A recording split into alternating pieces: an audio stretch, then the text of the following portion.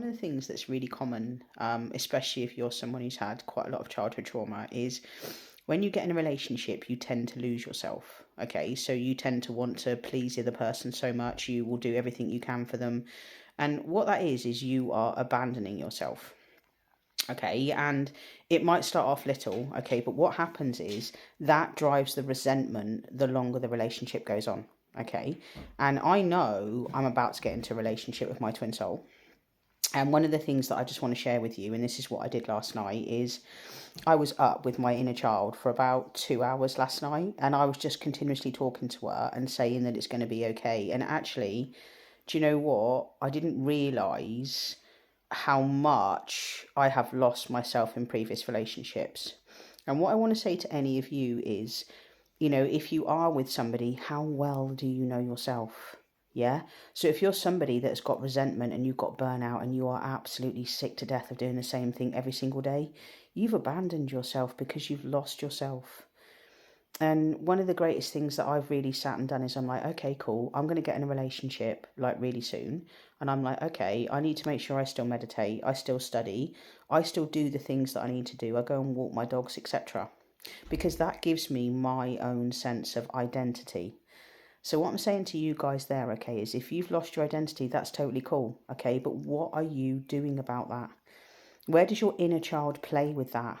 Because the problem is the resentment will continue to build until you actually take the time to find out what your hobbies and interests are.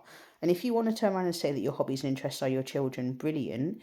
But that's where you experience Groundhog Day continuously. Yeah. And that's where also boundaries are really key and really important. If you're doing everything, again, you've abandoned yourself.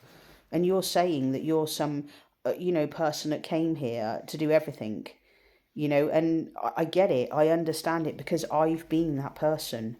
I've been that person that's done everything for a whole family. I've literally been so resentful. And then I realised that actually, do you know what? That's about boundaries. That's about saying, no, do you know what? You need to go and do that and you need to go and do that. And it's about standing by those and being firm. But the biggest thing when it comes to your inner child is consistency. That is so important. So for me, that's what I sat and did for about 2 hours last night. I went back and forth with my inner child.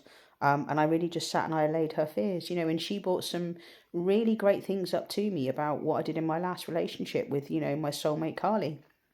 My inner child was like, you didn't take the best care of me possible. I was like, no, I didn't. No, I didn't. I put Carly's needs ahead of mine, and that's why I stayed, as long as I did. So all I want to say, just to end this video here is, how well do you know yourself? And if you are feeling resentment and you are feeling fed up and like you've had enough, what are you doing about that? And have you connected with your inner child? And if you struggle connecting with your inner child, reach out, give me a shout, okay? Because I'd love to work with you and help you. Because to me, honestly, your inner child is the most amazing, most incredible, most beautiful, energetic version of you. But if you're not being the parent to your inner child, then your inner child is parenting you. Have a great day. Take care. Cheers. Bye-bye.